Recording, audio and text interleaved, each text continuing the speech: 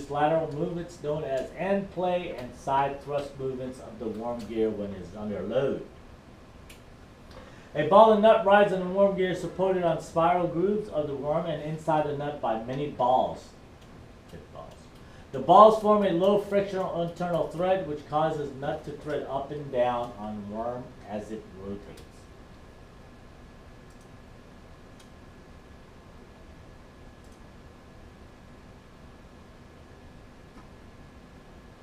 The rack and pinion steering gearbox has a pinion connected to the steering column. This pinion runs in mesh with a rack that is connected to the steering tie rods. This gives more direct operation.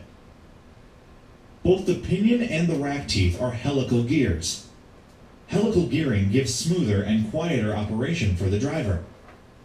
Turning the steering wheel rotates the pinion and moves the rack from side to side. Ball joints at the end of the rack connect to the tie rods and allow movement in the steering and suspension. Mechanical advantage is gained by the reduction ratio. The value of this ratio depends on the size of the pinion. A small pinion gives light steering, but it requires many turns of the steering wheel to travel from lock to lock. A large pinion means the number of turns of the steering column is reduced, but the steering is heavier to turn. Ratios vary depending on the type of vehicle, but in each case, the ratio is the same for all positions of the wheels. It is a fixed ratio. The steering rack is supported at the pinion end by being sandwiched between the pinion and a spring-loaded rack guide yoke. This spring-loaded yoke ensures free play is eliminated between the gears while still allowing for relative movement. The rack is supported at the other end in the rack housing, or tube, by a brush, normally of nylon. Nylon is used because it has a low coefficient of friction and low wear rates. The pinion is supported by two bearings in the rack housing. These bearings are preloaded to keep the pinion in the correct position relative to the rack and to eliminate free play. A rack and pinion steering box is normally lubricated by grease. Each end of the rack is protected from dirt and water by a flexible synthetic rubber bellows attached to the rack housing and to the tie rod. The bellows extends and collapses as the tie rods move away from and towards the housing as the rack moves. On some vehicles, both bellows are interconnected by a tube so that as the steering wheel is moved from side to side, air is transferred from the collapsing bellows side to the expanding bellows side. Rack and pinion type steering gears are used because their construction makes them compact and lightweight. Their steering response is very sharp because the rack operates directly on the steering knuckle. And there is very little sliding and rotation resistance, which gives lighter operation.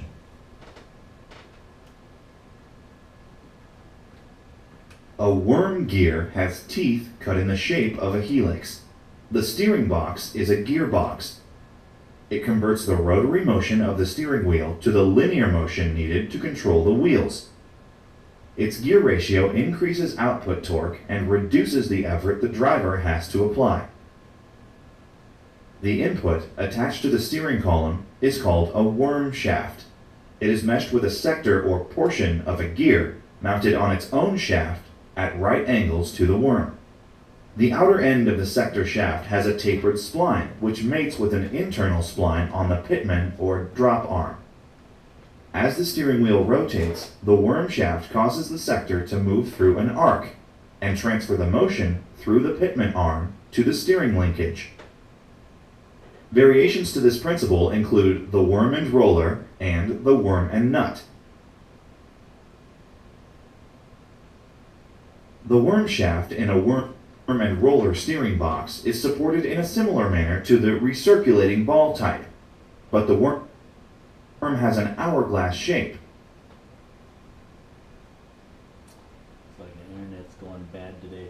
And it meshes with a double track roller mounted on bearings on a pin attached to the pitman shaft. As the worm rotates, the roller moves in an arc, following the hourglass shape, and transferring the motion to the pitman shaft. The hourglass shape changes the steering ratio slightly as the steering wheel is turned from the central position towards each lock.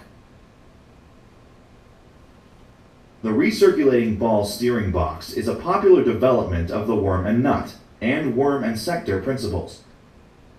Both ends of the worm shaft are supported in the housing by angular bearings, which are preloaded to reduce end float and side thrust movements of the worm when it is under load. A ball nut rides on the worm, supported on the spiral grooves of the worm and the inside of the nut by many balls. The balls form a low friction internal thread, which causes the nut to move up or down on the worm as it rotates. With rotation, the balls are rolled along the grooves, partly in the worm and partly in the nut, and they circulate by passing through ball return guides at each end of the nut.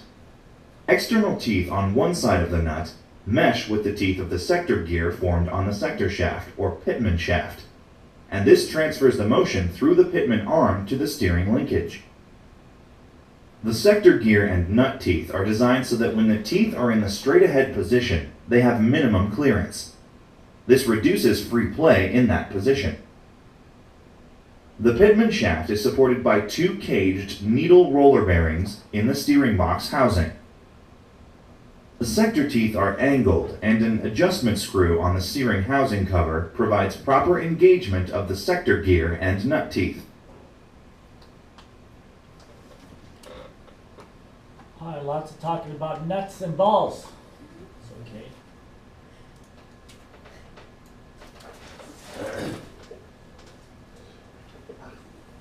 All right, four-wheel steering systems. And some vehicles have four-wheel steering system, meaning that the rear wheels can be steered independently or in conjunction with the front wheels. The ability to steer the rear wheels improves high-speed handling and increases maneuverability during driving tasks such as U-turns and parallel parking. There are two types of four-wheel steering systems, active and passive. A passive system uses compliant rubber bushings that allow a limited amount of rear wheel steering, typically towards the inside of the corner and under cornering maneuvers. The passive system operates independently of the steering wheel driver input, which is why it is called a passive system. In inactive four-wheel steering systems, the front wheels are controlled normally and the rear wheels are typically steered through use of a computer or electric motors. In past designs, rear wheel steering systems can be controlled mechanically through direct connection between the front and rear steering boxes. In modern computer-controlled four-wheel steering, an actuator similar to a front rack and pinion assembly attaches to the rear steering knuckles and tie rod ends. The actuator turns the wheels when commanded by the steering control module.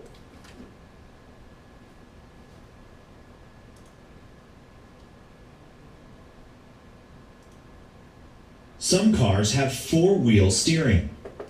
This can be computer-controlled, mechanically controlled through a direct connection between the front and rear steering boxes, or the rear wheels can be mounted on special compliant mounts.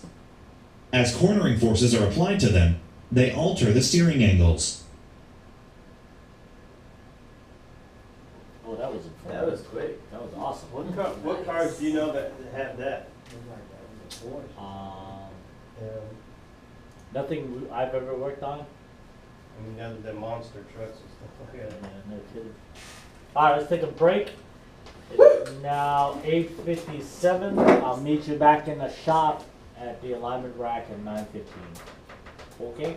All right.